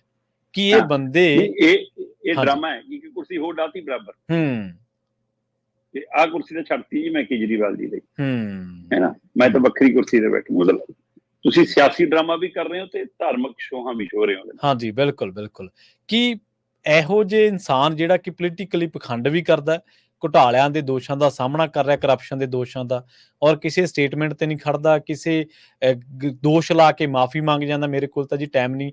ਉਹ ਭਾਵੇਂ ਕੋਈ ਬਹੁਤ ਵਧੀਆ ਇਨਸਾਨ ਹੈ, ਚਾਹੇ ਨੌਨ ਪੋਲੀਟੀਕਲ ਬੰਦਾ, ਕਿ ਉਹਨਾਂ ਦੀ ਤੁਲਨਾ ਅਵਤਾਰਾਂ ਨਾਲ ਕਰਨੀ, ਇਸ ਤਰ੍ਹਾਂ ਦੇਵੀ ਦੇਵਤਾ ਨਾਲ ਜਿਹੜੇ ਸਨਮਾਨਯੋਗ ਨੇ, ਸਤਿਕਾਰਯੋਗ ਨੇ, ਪੂਜਣਯੋਗ ਨੇ, ਕਰਨੀ ਜਾਇਜ਼ ਹੈ। ਔਰ ਕਮਾਲ ਦੀ ਗੱਲ ਹੈ ਕਿਸੇ RSS ਦੇ ਬੰਦੇ ਦੇ, ਕਿਸੇ ਹਿੰਦੂ ਜਥੇਬੰਦੀਆਂ ਦੇ ਬੰਦਿਆਂ ਦੇ ਹਿਰਦੇ ਨਹੀਂ ਬਲੂੰਦਰੇ ਜਾਂਦੇ, ਇਹਨਾਂ ਵਾਲੇ ਦੇ ਬਲੂੰਦਰੇ ਕਿ ਜਿੱਥੋਂ ਮਾਲਵਿੰਦਰ ਮਾਲੀ ਫੇਰ ਨੀ ਭਾਵਨਾ ਭੜਕਦੀ, ਫੇਰ ਨੀ ਭਾਵਨਾ ਭੜਕਦੀ। ਬਿਲਕੁਲ ਜੀ, ਮਤਲਬ ਉਹ ਜਿਹੜੇ ਜੈਨ ਭਾਈਚਾਰੇ ਤੋਂ ਬੰਦੇ, ਜਿਹੜਾ ਆਮ ਆਦਮੀ ਪਾਰਟੀ ਦਾ, ਜੇ ਮਾਲਵਿੰਦਰ ਵਾਲੇ ਤੇ ਭੜਕਦੀ ਹੈ, ਹੁਣ ਉੱਥੇ ਮਤਲਬ ਭਗਤ ਨਾਲ ਤੁਲਨਾ, ਹੈਨਾ, ਰਾਮ ਜੀ ਨਾਲ ਤੁਲਨਾ, ਮਤਲਬ ਕਿ ਹੈਨਾ, ਹੁਣ ਕਿਉਂ ਨਹੀਂ ਭੜਕੀ? ਉਹਦੀ FIR ਹੋਰ ਕਰਾਉਂਦਾ ਹੁਣ। ਜੀ ਜੀ ਬਿਲਕੁਲ। ਅਗਲੀ ਗੱਲ ਕਰੀਏ ਪੰਜਾਬ ਦੀਆਂ ਸਰਪੰਚੀ ਚੋਣਾਂ ਦੇ ਬਾਰੇ। ਟਰੈਕਟਰ, ਘੜਾ, ਖੁਰਪਾ ਤੇ ਕਈ ਵਰਗੇ ਕਹਿੰਦੇ 38 ਚੋਣ ਨਿਸ਼ਾਨ ਹੈ ਜਿਨ੍ਹਾਂ ਤੇ ਸਿਆਸੀ ਪਹਿਲਵਾਨ ਸਰਪੰਚੀ ਦੀ ਚੋਣ ਲੜਨਗੇ ਜੀ। ਪ੍ਰਵੀਨ ਜੀ, ਲਗਭਗ ਆਪਾਂ ਲੰਮੇ ਸਮੇਂ ਤੋਂ ਇਹਦੀ ਗੱਲ ਕਰਦੇ ਆਏ ਹਾਂ ਪੰਚਾਇਤੀ ਚੋਣਾਂ ਦੀ, ਔਰ ਹੁਣ ਪੰਜਾਬ ਸਰਕਾਰ ਦੇ ਹਵਾਲੇ ਨਾਲ ਇੰਨੀ ਮਗਜ ਖਪਾਈ ਤਾਂ ਸਰਪੰਚੀ ਦੀ ਚੋਣ ਲੜਨ ਵਾਲਿਆਂ ਨੇ ਨਹੀਂ ਕੀਤੀ ਹੋਣੀ ਜਿੰਨੀ ਆਪਾਂ ਕਰਤੀ ਵੱਖ-ਵੱਖ ਤੋਂ। 20 ਅਕਤੂਬਰ ਤੱਕ ਦਾ ਸਮਾਂ ਜਿਹੜਾ ਨੋਟੀਫਿਕੇਸ਼ਨ ਜਾਰੀ ਕੀਤਾ ਕਿ 20 ਅਕਤੂਬਰ ਤੱਕ ਚੋਣ ਕਰਾਓ। ਪਰ ਇਹ ਸਭ ਦੇ ਦਰਮਿਆਨ ਪੰਜਾਬ 'ਚ ਇੱਕ ਚਰਚਾ ਤੁਰੀ ਹੈ ਕਿ ਬਈ ਇਹ ਉਹ ਦਿਨ ਨੇ ਜਿਨ੍ਹਾਂ ਦਿਨਾਂ 'ਚ ਪੰਜਾਬ 'ਚ ਝੋਨੇ ਦਾ ਵਾਢੀ ਚੱਲ ਰਹੀ ਹੁੰਦੀ ਹੈ, ਮੰਡੀਆਂ ਚੱਲ ਰਹੀਆਂ ਹੁੰਦੀਆਂ ਜੀ, ਤੇ ਝੋਨੇ ਦੀ ਵਾਢੀ ਦਾ ਮਤਲਬ ਪੰਜਾਬ ਦਾ ਕਿਸਾਨ ਵੀ ਰੁਝੇਵਿਆਂ 'ਚ ਰੁੱਝਿਆ, ਪੰਜਾਬ ਦਾ ਖੇਤ ਮਜ਼ਦੂਰ ਵੀ ਰੁਝੇਵਿਆਂ 'ਚ ਰੁੱਝਿਆ, ਪੰਜਾਬ ਦੇ ਹੋਰ ਕਾਰੋਬਾਰੀਆਂ ਵੀ, ਆੜਤੀ ਭਾਈਚਾਰਾ ਵੀ, ਸਾਰਾ ਕੁਛ ਹੈ ਨਾ ਕੰਮ ਕਰਤੇ ਲੱਗਿਆ। ਸੋ ਇਹ ਸਾਰੀ ਪ੍ਰਕਿਰਿਆ ਸਾਰੀ ਪਿੰਡਾਂ ਨਾਲ ਸੰਬੰਧਿਤ ਧਿਰਾਂ ਨੇ, ਤੇ ਪਿੰਡ ਵਾਲੀਆਂ ਧਿਰਾਂ ਜੇ ਇੱਧਰ ਸ਼ਮੂਲੀਅਤ ਹੋਣਗੀਆਂ ਤਾਂ ਪੰਚਾਇਤੀ ਚੋਣਾਂ ਉਸ ਤਰ੍ਹਾਂ ਕਿਵੇਂ ਸੰਭਵ ਨੇ? ਫਿਰ ਜੇ 12 ਨੂੰ ਦੁਸ਼ਹਿਰਾ ਹੈ ਤੇ ਤੁਸੀਂ ਦੁਸ਼ਹਿਰੇ ਤੋਂ ਬਾਅਦ ਕਹਿੰਦੇ ਹੋ ਕਿ ਅਸੀਂ ਚਲੋ ਜੀ 13 ਤੋਂ ਬਾਅਦ ਕਰਾ ਲਾਂਗੇ, ਤਾਂ ਉਹ ਸਭ ਦੇ ਦਰਮਿਆਨ ਵੀ ਹੈ ਨਾ, ਕਦੇ ਝੱਕਰੀਆਂ ਆ ਗਈਆਂ, ਕਦੇ ਗੜਬੜੇ ਆ ਗਏ, ਕਦੇ ਕਰਵਾ ਚੌਥ ਆ ਗਿਆ, ਹੈ ਨਾ, ਫਿਰ ਦੀਵਾਲੀ ਆ ਗਈ, ਸਾਰੇ ਤਿਥ ਤਿਉਹਾਰਾਂ ਦੇ ਦਿਨ ਨੇ, ਕਾਰੋਬਾਰੀਆਂ ਦੇ। ਸੋ ਇਹ ਸਾਰੀਆਂ ਚੀਜ਼ਾਂ ਨੂੰ ਲੈ ਕੇ ਚਰਚਾ ਚੱਲੀ ਹੈ ਕਿ ਜੀ ਕੀ ਇਹ ਚੋਣ ਅੱਗੇ ਪਾਉਣੀ ਚਾਹੀਦੀ। ਹਾਂ, ਪੰਜਾਬ ਸਰਕਾਰ ਦਾ ਨੋਟੀਫਿਕੇਸ਼ਨ ਹੋ ਗਿਆ, ਉਹਦੇ ਹਵਾਲੇ ਨਾਲ ਪਤਾ ਇਹ ਲੱਗ ਰਿਹਾ ਕਿ ਚੋਣ ਕਮਿਸ਼ਨ ਨੇ ਪੂਰੀ ਤਿਆਰੀ ਕਰ ਲਈ, ਡੀਸੀਆਂ ਨਾਲ ਮੀਟਿੰਗਾਂ ਹੋ ਲਈਆਂ, ਡੀਸੀਆਂ ਨੂੰ ਹਦਾਇਤ ਹੋ ਗਈ ਕਿ ਉਹ ਨਵੇੜੋ ਕੰਮ 2-4 ਦਿਨਾਂ ਦੇ ਵਿੱਚ। ਰੋਟੇਸ਼ਨ ਵਾਲਾ ਜਿਹੜਾ ਨਵੀਂ ਸੋਧ ਦੇ ਅਨੁਸਾਰ ਬਦਲਿਆ ਕਿ ਹਾਂ ਵੀ ਰਾਖਵਾਂਕਰਨ ਹੁਣ ਜ਼ਿਲ੍ਹੇ ਪੱਧਰ ਤੇ ਨਹੀਂ, ਉਹ ਬਲਾਕ ਪੱਧਰ ਤੇ ਹੋਏਗਾ ਉਹ ਰੋਟੇਸ਼ਨ। ਉਹਦੇ ਲਈ ਕਈ ਤਰ੍ਹਾਂ MLA ਮੰਤਰੀਆਂ ਤੱਕ ਪਹੁੰਚ ਵੀ ਕਰ ਰਹੇ ਕਿ ਸਾਡੇ ਵਾਲਾ ਪਿੰਡ ਨਾ ਪਾ ਦਿਓ ਜੀ, ਕਿਤੇ ਬਾਹਰ ਰੱਖਿਓ ਜੀ, ਅਸੀਂ ਤਾਂ ਤਿਆਰੀ ਕੀਤੀ ਹੋਈ ਜੀ, ਸਰਪੰਚੀ ਇਸ ਨੂੰ ਲੜਾਉਣੀ ਹੈ ਨਾ, ਏਦਾਂ ਦੀਆਂ ਗੱਲਾਂ। ਪਰ ਇਸ ਸਾਰੀ ਪ੍ਰਕਿਰਿਆ ਦੇ ਬਾਵਜੂਦ ਪਤਾ ਲੱਗ ਰਿਹਾ ਕਿ ਆਉਂਦੇ 2 ਜਾਂ 3 ਦਿਨਾਂ ਦੇ ਵਿੱਚ ਤਰੀਕ ਦਾ ਐਲਾਨ ਹੋ ਸਕਦਾ। ਮਤਲਬ 25 ਸਤੰਬਰ ਤੋਂ ਪਹਿਲਾਂ ਆਸ ਹੈ ਕਿ ਪੰਜਾਬ ਰਾਜ ਚੋਣ ਕਮਿਸ਼ਨ ਪੰਚਾਇਤੀ ਚੋਣਾਂ ਲਈ ਤਰੀਕ ਦਾ ਐਲਾਨ ਕਰੇਗਾ, ਔਰ ਉਹ 14 ਜਾਂ 15 ਅਕਤੂਬਰ ਹੋ ਸਕਦੀ ਹੈ। ਤੇ ਉਹਦੇ ਲਈ ਚੋਣ ਨਿਸ਼ਾਨ ਪੰਜਾਬ ਰਾਜ ਚੋਣ ਕਮਿਸ਼ਨ ਨੇ ਪਹਿਲਾਂ ਹੀ, ਕਿਉਂਕਿ ਉਹਦੇ ਅਨੁਸਾਰ ਵੀ ਪਾਰਟੀ ਚੋਣ ਨਿਸ਼ਾਨ ਤੇ ਅਸੀਂ ਲੜਨਾ ਨਹੀਂ, ਵੈਸੇ ਪਹਿਲਾਂ ਵੀ ਨਹੀਂ ਕੋਈ ਲੜਦਾ ਸੀ, ਏਦਾਂ ਹੀ ਚੋਣ ਨਿਸ਼ਾਨ ਆਉਂਦੇ ਸੀ ਕਿ ਵੀ ਆਹ ਚੋਣ ਨਿਸ਼ਾਨ ਨੇ, ਉਹ ਤੋਂ ਚੂਜ਼ ਕਰ ਲੈਂਦਾ ਹੁੰਦਾ ਕਿ ਸਰਪੰਚੀ ਵਾਲੇ ਆ 30, 32, 38 ਨੇ ਬਈ, ਜਿਹੜਾ ਪਹਿਲਾਂ ਕਾਗਜ਼ ਭਰਦਾ ਉਹਨੂੰ ਪਹਿਲਾਂ ਕਹਿੰਦੇ ਨੇ ਵੀ ਆ ਜਾ ਵੀ, ਜਾਂ ਜਿਹੜਾ 77 ਵਾਲਾ ਉਹਨੂੰ ਪਹਿਲਾਂ ਮੌਕਾ ਮਿਲ ਜਾਂਦਾ ਆਪਣੀ ਮਰਜ਼ੀ ਦਾ ਚੁਣ ਲੈਣ, ਉਸ ਤੋਂ ਬਾਅਦ ਬੱਚਿਆਂ ਚੋਂ ਦੂਜੇ, ਬੱਚਿਆਂ ਚੋਂ ਦੂਜੇ। ਹੁਣ 38 ਚੋਣ ਨਿਸ਼ਾਨ ਸਰਪੰਚੀ ਲਈ ਨੇ, ਠੀਕ ਹੈ, ਔਰ 70 ਚੋਣ ਨਿਸ਼ਾਨ ਪੰਚੀ ਲਈ ਨੇ। ਸੋ ਇਹਦੇ ਵਿੱਚੋਂ ਤੁਹਾਨੂੰ ਪੰਜਾਬੀ ਸੱਭਿਆਚਾਰਕ ਰੰਗ ਵੀ ਦਿਖੂਗਾ ਚੋਣ ਨਿਸ਼ਾਨਾਂ 'ਚ, ਪੁਰਾਤਨ ਪੰਜਾਬ ਵੀ ਦਿਖੂਗਾ, ਤੇ ਮਾਡਰਨ ਟੈਕਨੋਲੋਜੀ ਵੀ ਦਿਖੂਗੀ, ਹੈ ਨਾ, ਤੇ ਜਵਾਨੀ ਵਾਲਾ ਰੰਗ ਵੀ ਦਿਖੂਗਾ, ਬੁਢਾਪੇ ਵਾਲੀਆਂ ਚੀਜ਼ਾਂ ਵੀ ਦਿਖਣੀਆਂ। ਸੋ ਸਾਰਾ ਵਰਤਾਰਾ ਜਾਂ ਸਾਂਝਾ ਬੜਾ ਚੰਗਾ ਜਿਹਾ ਲੱਗਦਾ। ਬੜੇ ਕਮਾਲ ਦੇ ਚੋਣ ਨਿਸ਼ਾਨੇ ਜੇ ਮੈਂ ਜ਼ਿਕਰ ਕਰਾਂ, ਸਰਪੰਚੀ ਲਈ ਜਿਹੜੇ 38 ਚੋਣ ਨਿਸ਼ਾਨ ਆਏ ਨੇ ਜੀ, ਉਹਨਾਂ 'ਚ ਚੱਕੀ ਹੈ, ਉਹਨਾਂ 'ਚ ਕੰਘਾ ਏ, ਉਹਨਾਂ 'ਚ ਬੇਲਣਾ ਏ, ਉਹਨਾਂ 'ਚ ਕੈਮਰਾ ਏ, ਉਹ 'ਚ CCTV ਕੈਮਰਾ ਏ, ਉਹਦੇ ਵਿੱਚ ਚਿੜੀ ਬੱਲਾ ਏ, ਉਹ 'ਚ ਚੂੜੀਆਂ ਦਾ ਗੁੱਛਾ ਏ, ਉਹ 'ਚ ਬਾਲਟੀ ਹੈ, ਉਹ 'ਚ ਅਨਾਰਾਂ ਦਾ ਗੁੱਛਾ ਏ, ਅੰਗੂਰਾਂ ਦਾ ਗੁੱਛਾ ਏ, ਉਹ 'ਚ ਹੈਡਫੋਨ ਹੈ, ਗਿਫਟ ਹੈ, ਫੁਆਰਾ ਚੱਲਦਾ ਹੈ, ਉਹ ਹੈਗਾ ਚੋਣ ਨਿਸ਼ਾਨ। ਖੁਰਪਾ ਚੋਣ ਨਿਸ਼ਾਨ ਹੈ ਸਰਪੰਚੀ ਲਈ, ਲੈਪਟਾਪ ਚੋਣ ਨਿਸ਼ਾਨ ਹੈ, ਲੈਟਰ ਬਾਕਸ ਚੋਣ ਨਿਸ਼ਾਨ ਹੈ, ਮਾਈਕ ਹੈਗਾ ਜੀ, ਲੰਚ ਬਾਕਸ ਹੈਗਾ, ਲਾਈਟਰ ਹੈਗਾ, ਨੌ ਕਟਰ ਹੈਗਾ, ਮਿਕਸੀ ਚੋਣ ਨਿਸ਼ਾਨ ਹੈ ਨਾ, ਗਲੇ ਦੀ ਟਾਈ ਹੈਗੀ, ਪੈਨ ਡਰਾਈਵ ਹੈਗੀ, ਘੜਾ ਹੈਗਾ, ਪੈਨ ਸਟੈਂਡ ਹੈ, ਪੰਜਾਬੀ ਜੁੱਤੀ ਹੈ, ਪੈਟਰੋਲ ਪੰਪ ਹੈ, ਫਿਰ ਰੋਡ ਰੋਲਰ ਹੈ, ਕਹੀ ਹੈ, ਸ਼ਟਰ ਹੈ, ਟਰੈਕਟਰ ਹੈ, ਟਰੋਫੀ ਹੈ, ਟੈਲੀਵਿਜ਼ਨ ਹੈ ਨਾ, ਟੈਲੀਵਿਜ਼ਨ ਤੇ ਟੈਲੀਫੋਨ ਹੈ, ਫਿਰ ਉਹ ਤੋਂ ਬਾਅਦ ਟੇਬਲ ਫੈਨ ਹੈ ਨਾ, ਦਰਖਤ ਹੈਗਾ, ਖਿੜਕੀ ਹੈਗੀ। ਮਤਲਬ ਇਹਨਾਂ ਤੋਂ ਜਿਹੜੇ ਪ੍ਰਚਲਿਤ ਹੋਣ ਦੀ ਆਸ ਹੈ ਕਿ ਵੱਧ ਚੁਣੇ ਜਾਣੇ ਆ, ਉਹਨਾਂ 'ਚ ਪ੍ਰਵੀਨ ਜੀ ਟਰੈਕਟਰ ਜਿਵੇਂ ਹੈ ਨਾ, ਇਹ ਪਹਿਲੀ ਪਸੰਦ ਬਣਨਾ ਹੈ, ਜਿਵੇਂ ਕਹੀ ਹੈ, ਫਰਿੱਜ ਹੈ ਨਾ, ਟੈਲੀਫੋਨ ਹੈ ਨਾ, ਏਦਾਂ ਦੇ, ਜਿਵੇਂ ਬਾਲਟੀ ਹੈ, ਅੰਗੂਰਾਂ ਦਾ ਗੁੱਛਾ ਹੈ, ਤੇ ਮਤਲਬ ਏਦਾਂ ਦੇ ਜਿਹੜੇ ਚੀਜ਼ਾਂ ਆਸਾਨੀ ਨਾਲ ਪਛਾਣੀਆਂ ਜਾਣ, ਉਹਨਾਂ ਦਾ ਉਹ ਚੀਜ਼ਾਂ ਲਗਭਗ ਇਹ ਕਾਫੀ ਚਰਚਿਤ ਹੈ। ਤੇ ਇਸੇ ਤਰ੍ਹਾਂ 70 ਦੇ ਕਰੀਬ ਚੋਣ ਨਿਸ਼ਾਨ ਪੰਚਾਂ ਲਈ ਨੇ, ਉਹਨਾਂ 'ਚ ਵੀ ਬੜੇ ਵਧੀਆ ਰੰਗ ਹੈਗੇ, ਜਿਵੇਂ ਕਿਸ਼ਤੀ ਹੈਗੀ, ਉਹਦੇ ਵਿੱਚ ਹੈ ਨਾ, ਕੈਰਮ ਬੋਰਡ ਹੈਗਾ, ਸਿਓ ਹੈਗਾ, ਸੇਬ, ਐਪਲ, ਬੱਲੇਬਾਜ਼ ਬੈਟਿੰਗ ਕਰਦਾ ਹੈਗਾ, ਬੈਲਟ ਹੈਗੀ, ਕੰਪਿਊਟਰ ਦਾ ਮਾਊਸ ਹੈਗਾ ਜੀ, ਹੈ ਨਾ, ਕਾਰ ਹੈਗੀ, ਇਹ 'ਚ ਕਾਰ ਖਾਸਾ ਚੋਣ ਨਿਸ਼ਾਨ ਚੱਲੂਗਾ ਪੰਚੀ ਦੇ ਵਿੱਚ, ਦੇਖਿਓ, ਕੇਕ ਹੈਗੀ, ਡੀਜ਼ਲ ਹੈਗਾ, ਡੀਜ਼ਲ ਪੰਪ ਹੈਗਾ, ਹੈ ਨਾ, ਫਿਰ ਡਰਿਲ ਮਸ਼ੀਨ ਹੈਗੀ, ਮਿੱਟੀ ਦਾ ਦੀਵਾ, ਇਹ ਚੋਣ ਨਿਸ਼ਾਨ ਕਾਫੀ, ਹੈ ਨਾ, ਫਿਰ ਬਿਜਲੀ ਦਾ ਖੰਭਾ, ਕੰਨਾਂ ਵਾਲੀਆਂ ਬਾਲੀਆਂ, ਬੰਸਰੀ, ਫੁੱਟਬਾਲ, ਕੀਪ, ਹੈ ਨਾ, ਹਰੀ ਮਿਰਚ, ਗੈਸ ਸਿਲੰਡਰ, ਗੈਸ ਚੁੱਲ੍ਹਾ, ਗਲਾਸ, ਹੈਲਮਟ ਹੈ, ਫਿਰ ਇਸੇ ਤਰ੍ਹਾਂ ਜੀ ਹਾਰਮੋਨੀਅਮ ਤੇ ਹਾਕੀ। ਅਜਿਹੇ 70 ਚੋਣ ਨਿਸ਼ਾਨ ਨੇ ਜਿਹੜੇ ਪੰਚਾਂ ਵਾਲੇ ਨੇ। ਸੋ ਜਿਉਂ ਇਹਨਾਂ ਚੋਣ ਨਿਸ਼ਾਨਾਂ ਚੋਂ ਪਿੰਡਾਂ ਦੇ ਵਿੱਚ ਸਰਪੰਚੀ ਪੰਚੀ ਵਾਲਿਆਂ ਨੇ ਆਪਣੀ ਆਪਣੀ ਪਸੰਦਾ ਬਣਾ ਕੇ ਫਿਰ ਫੋਟੋਆਂ ਪਾ ਕੇ ਤੇ ਫਿਰ ਦੇਖੋ ਜੀ ਦੰਗਲ ਹੁੰਦਾ, ਪਰ ਪਹਿਲਾਂ ਤਰੀਕ ਤੈਅ ਹੋਵੇ। ਪਰ ਆਹ ਜਿਹੜੀ ਚਰਚਾ ਤੁਰੀ ਹੈ ਉਸੇ ਉੱਤੇ ਜੇਕਰ ਸਾਰਥਕ ਕੋਈ ਅੱਗੇ ਗੱਲ ਵਧੀ ਤਾਂ ਮੁੜ ਵਿਚਾਰਿਆ ਵੀ ਜਾ ਸਕਦਾ ਕਿ ਵੀ ਹਾਂ ਬਿਲਕੁਲ ਝੋਨੇ, ਕਿਉਂਕਿ ਜਿਵੇਂ ਮਾਝੇ 'ਚ ਤਾਂ ਵਾਢੀ ਸ਼ੁਰੂ ਵੀ ਹੋ ਗਈ, ਉਸ ਤੋਂ ਬਾਅਦ ਇੱਧਰ ਵੀ ਕਣਕ ਮਤਲਬ ਝੋਨਾ ਰੰਗ ਬਿਠਾ ਗਈ, ਹੈ ਨਾ। ਸੋ ਇਸ ਲਈ 1 ਅਕਤੂਬਰ ਤੋਂ ਤੱਕ ਮੰਡੀਆਂ ਦੀ ਖਰੀਦ ਸ਼ੁਰੂ ਹੈ ਪੰਜਾਬ ਇੱਧਰਲੇ ਪਾਸੇ ਵੀ ਸਾਰੇ। ਸੋ ਉਹ ਸਾਰੇ ਉਸ ਸਮੇਂ ਪੀਕ ਅਵਰ ਹੋਣਾ ਲਗਭਗ, ਸੋ ਤਿਹਾਰੀ ਦਿਨ ਵੀ ਹੋਣੇ ਤੇ ਇਹ ਵੀ ਹੋਣਾ। ਕੀ ਇਹਦਾ ਅਸਰ ਪੈਂਦਾ ਜਾਂ ਨਹੀਂ ਪੈਂਦਾ, ਜਾਂ ਸਰਕਾਰ ਨੂੰ ਇਹ ਲੱਗਦਾ ਕਿ ਇਸ ਰੋਲੇ ਘਚੋਲੇ 'ਚ ਆਪਣੇ ਸਰਪੰਚ ਨੂੰ ਕੱਢਣਾ ਆਸਾਨ ਹੋਊਗਾ, ਸਾਨੂੰ ਆਪਣੇ ਜਿਤਾਉਣਾ ਆਸਾਨ ਹੋਊਗਾ, ਉਹ ਪ੍ਰਕਿਰਿਆ, ਜਾਂ ਸਮਝੌਤੇ ਦੇ ਰਾਹ ਪੈਣ ਦੀ ਪ੍ਰਕਿਰਿਆ ਆਸਾਨ ਹੋਊਗੀ, ਜਾਂ ਇਹ ਅਜੇ ਵੀ ਕੋਈ ਮਤਲਬ ਕਿ ਗਲਤੀ ਸਾਬਤ ਹੋਊਗੀ, ਆਉਣ ਵਾਲਾ ਵਕਤ ਦੱਸੂਗਾ। ਪਰ ਹੁਣ ਦਬਾਅ ਦੇ ਚੱਲਦਿਆਂ, ਅਦਾਲਤੀ ਝਾੜਾਂ ਦੇ ਚੱਲਦਿਆਂ ਇਹਨਾਂ ਨੂੰ ਨੋਟੀਫਿਕੇਸ਼ਨ ਜਾਰੀ ਕਰਨਾ ਪਿਆ। ਹੁਣ ਉਸ ਅਨੁਸਾਰ ਅੱਗੇ ਵਧਦੇ ਆ, ਚੋਣਾਂ ਹੋਣ ਦੀ ਆਸ ਹੈ ਕਿ 15 ਅਕਤੂਬਰ ਤੱਕ ਪੰਚਾਇਤੀ ਚੋਣਾਂ ਹੋ ਜਾਣਗੀਆਂ। ਜੀ ਸ਼ਰਮਾ ਜੀ, ਪਹਿਲਾਂ ਨਾ ਲੋਕਾਂ 'ਚ ਸਹਿਣਸ਼ੀਲਤਾ ਬਹੁਤ ਸੀ। ਚੋਣਾਂ ਤੋਂ ਪਹਿਲਾਂ ਤਾਂ ਹੁੰਦਾ ਸੀ ਪਿੰਡਾਂ ਦੇ ਵਿੱਚ ਤਣਾਅ ਹੀ, ਮਤਲਬ ਇੱਕ ਦੂਜੇ ਨਾਲ ਰੋਸੇ, ਤੁਸੀਂ ਸਾਨੂੰ ਵੋਟਾਂ ਨਹੀਂ ਪਾਈਆਂ ਤੁਸੀਂ, ਪਰ ਬਾਅਦ ਦੇ ਵਿੱਚ ਥੋੜੇ ਸਮੇਂ ਬਾਅਦ ਮਾਹੌਲ ਉਹੋ ਜਿਹਾ ਫੇਰ ਹੋ ਜਾਂਦਾ ਸੀ, ਲੋਕ ਘੁਲ ਮਿਲ ਜਾਂਦੇ ਸੀ। ਫਿਰ ਲੋਕ ਚੋਣ ਨਿਸ਼ਾਨਾਂ ਦੇ ਨਾਂ ਤੇ ਟੀਚਰਾਂ ਵੀ ਕਰਦੇ ਸੀ, ਜੇ ਕੋਈ ਹਾਰ ਜਾਂਦਾ ਸੀ ਨਾ ਤੇ ਉਹਦਾ ਕੋਈ ਚੋਣ ਨਿਸ਼ਾਨ ਹੋ ਜਾਂ ਹੋਣਾ ਜਾਂ ਕਿਵੇਂ, ਫਿਰ ਲੋਕ ਟੀਚਰਾਂ ਵੀ ਕਰਦੇ ਰਹਿੰਦੇ ਸੀ। ਸਹਿਣਸ਼ੀਲਤਾ ਸੀਗੀ, ਲੋਕ ਬੁਰਾ ਨਹੀਂ ਸੀ ਮਨਾਉਂਦੇ। ਹੁਣ ਥੋੜਾ ਜਿਹਾ ਫਰਕ ਪੈ ਗਿਆ, ਸਮਾਰਟਫੋਨ ਜਾਂ ਕਹਿ ਲਓ ਕਿ ਜ਼ਿੰਦਗੀ ਲਾਈਫ ਸਟਾਈਲ ਹੀ ਬਦਲ ਗਿਆ ਸਾਰਾ, ਪਿੰਡਾਂ ਦੇ ਵਿੱਚ ਵੀ ਆਪਾਂ ਦੇਖਦੇ ਹਾਂ ਹੁਣ। ਅਸਲ 'ਚ ਹੁਣ ਬੰਦਾ ਸਾਰੀ ਉਮਰ ਉੱਥੇ ਪਾਰਟੀਆਂ ਨਾਲ ਜੁੜਿਆ ਰਹਿੰਦਾ ਨਾ, ਇਹ ਵੀ ਇੱਕ ਖਿੱਚੋਤਾਣ ਦਾ ਮਸਲਾ। ਹਾਂਜੀ, ਇਹ ਵੀ ਬਿਲਕੁਲ, ਇਹਨੇ ਅੱਗੇ ਏਦਾਂ ਨਹੀਂ ਸੀਗਾ, ਅੱਗੇ ਏਦਾਂ ਨਹੀਂ ਸੀ। ਪੰਚਾਇਤੀ ਚੋਣਾਂ 'ਚ ਨਹੀਂ ਸੀਗਾ। ਹਾਂਜੀ, ਪੰਚਾਇਤੀ ਚੋਣਾਂ 'ਚ ਭਰੱਪਾ ਜਾਂ ਚੰਗੇ ਕਾਬਲ ਲੋਕ ਜਾਂ ਜਿਹੜੇ ਬੰਦੇ ਬਾਰੇ ਪਿੰਡ 'ਚ ਇਹ ਹੁੰਦਾ ਸੀਗਾ ਕਿ ਇਹ ਬੰਦਾ ਝੂਠ ਨਹੀਂ ਬੋਲਦਾ, ਸਾਂਝਾ ਬੰਦਾ, ਹਾਂਜੀ, ਇਹ ਪਾਰਟੀਬਾਜ਼ੀ ਤੋਂ ਉੱਪਰ ਉੱਠ ਕੇ ਗੱਲ ਕਰਦਾ ਜਾਂ ਕਿਵੇਂ, ਉਹ ਉਸ ਬੰਦੇ ਨੂੰ ਬਣਾ ਦਿੰਦੇ ਸੀ, ਨਿਆਂ ਪਸੰਦ ਬੰਦੇ ਨੂੰ ਬਣਾ ਦਿੰਦੇ ਸੀ। ਹਾਂਜੀ, ਹੁਣ ਨਹੀਂ। ਜੀ ਹੁਣ ਨਹੀਂ। ਜਾਂਦੇ ਗੱਲ ਕਰੀਏ ਆਪਾਂ ਇੱਕ ਉਸ ਦਾਅਵੇ ਦੀ ਜਿਹਦੀ ਫੂਕ ਨਿਕਲ ਗਈ 2 ਦਿਨਾਂ 'ਚ ਹੀ। ਕਹਿੰਦੇ ਪੰਜਾਬ ਦੇ ਵਿੱਚ BMW ਦਾ ਪਲਾਂਟ ਲੱਗਣ ਜਾ ਰਿਹਾ ਸੀਗਾ, ਪਰ 2 ਦਿਨਾਂ 'ਚ ਹੀ ਫੂਕ ਨਿਕਲ ਗਈ। ਨਹੀਂ, ਇਹ ਦੂਜੀ ਵਾਰ ਨਿਕਲੀ ਆ ਫੂਕ। ਜੀ ਮੁੱਖ ਮੰਤਰੀ ਸਾਹਿਬ ਲੰਘੇ ਵਰੇ ਦੌਰਾਨ ਜਰਮਨੀ ਗਏ ਸੀ, ਤੇ ਉੱਥੇ ਜਰਮਨੀ ਦੌਰੇ ਤੇ ਇਹਨਾਂ ਨੇ ਅਨਾਉਂਸ ਕਰਤਾ ਕਿ ਚੱਕੋ ਜੀ ਸਮਝੌਤਾ ਹੋ ਗਿਆ ਸਾਡਾ BMW ਵਾਲਿਆਂ ਨਾਲ, ਤੇ BMW ਦਾ ਪੰਜਾਬ 'ਚ ਪਲਾਂਟ ਲੱਗੂ। ਤੇ ਇੱਧਰ ਖਬਰਾਂ ਨਸਰ ਹੋ ਗਈਆਂ, ਸੋਸ਼ਲ ਮੀਡੀਆ ਤੇ ਚੱਲ ਗਿਆ, ਹਲਚਲ ਮਚ ਗਈ। ਤੇ BMW ਵਾਲਿਆਂ ਨੂੰ ਸਫਾਈ ਦੇਣੀ ਪਈ ਕਿ ਬਿਲਕੁਲ ਸਾਡੀ ਮੁਲਾਕਾਤ ਹੋਈ ਆ ਮੁੱਖ ਮੰਤਰੀ ਸਾਹਿਬ ਨਾਲ, ਬਹੁਤ ਕੁਝ ਵਿਚਾਰਿਆ ਗਿਆ, ਪਰ ਕੋਈ ਐਗਰੀਮੈਂਟ ਨਹੀਂ ਹੋਇਆ, ਕੋਈ ਸਮਝੌਤਾ ਨਹੀਂ, ਸਾਡਾ ਪਲਾਂਟ ਲਾਉਣ ਦਾ ਜੀ ਕੋਈ ਵਿਚਾਰ।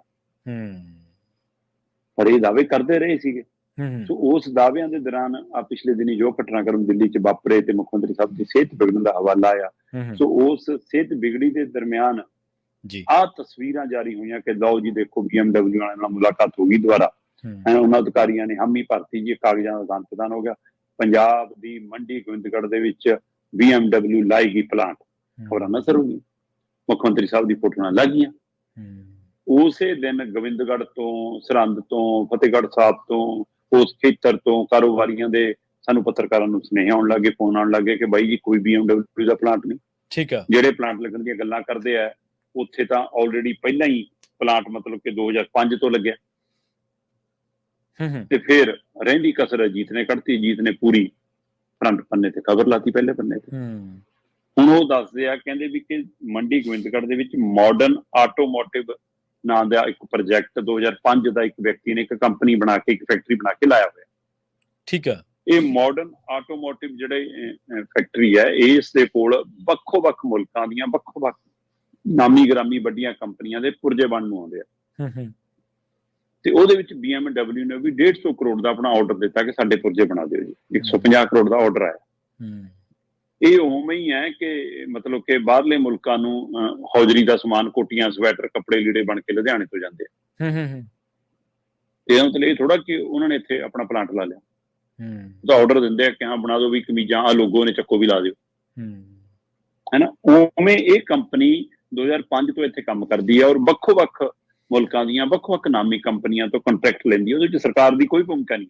ਠੀਕ ਆ, ਉਹਦੀ ਆਪਣੀ ਅਪਰੋਚ, ਪਹੁੰਚ, ਆਪਣੀ ਕ੍ਰੈਡੀਬਿਲਿਟੀ ਹੈ ਕਿ ਉਹਦੇ ਕੋਲ ਜਿਹੜੇ ਬੜੀਆਂ ਧਿਰਾਂ ਆਉਂਦੀਆਂ ਨੇ। ਔਰ ਇਹਦੇ ਦੇਸ਼ ਦੇ ਵਿੱਚ 4 ਤੋਂ 5 ਹੋਰ ਪਲਾਂਟ ਚੱਲਦੇ ਆ ਉਸ ਤਰ੍ਹਾਂ ਦੇ। ਸੋ ਇਸ ਮਾਡਰਨ ਆਟੋਮੋਟਿਵ ਨੂੰ 150 ਕਰੋੜ ਦਾ BMW ਵੱਲੋਂ ਪੁਰਜੇ ਬਣਾਉਣ ਦਾ ਆਰਡਰ ਮਿਲਿਆ ਇੱਕ। ਠੀਕ ਹੈ ਜੀ। ਸੋ ਇਸ ਨੂੰ ਹੁਣ BMW ਦਾ ਪਲਾਂਟ ਕਹੀ ਜਾਂਦੇ ਆ ਤੇ ਵਿਰੋਧੀਆਂ ਨੂੰ ਮੌਕਾ ਮਿਲ ਗਿਆ ਨਿਸ਼ਾਨਾ ਬਣਦਾ। ਪ੍ਰਵੀਨ ਜੀ 1400-1500 ਬੰਦਾ ਕੰਮ ਕਰਦਾ ਇਸ ਕੰਪਨੀ 'ਚ। ਅੱਛਾ ਜੀ ਜੀ। ਉਹਨੂੰ ਰੋਜ਼ਗਾਰ ਦਿੰਦੇ ਨੇ, 2005 ਤੋਂ ਚੱਲ ਰਹੀ ਹੈ, 20 ਸਾਲ ਮਤਲਬ ਲਗਭਗ ਹੋ ਗਏ। ਸੋ ਇਸ ਸਥਿਤੀ ਦੇ ਵਿੱਚ ਤੁਸੀਂ ਇਹ ਦਮ ਭਰੋ ਤੇ ਪਰ ਸੱਚਾਈ ਇਹ ਹੈ ਕਿ ਪੰਜਾਬ 'ਚੋਂ ਤਾਂ ਉਦਯੋਗ ਪਲਾਇਨ ਕਰ ਰਹੇ ਨੇ ਲਗਾਤਾਰ।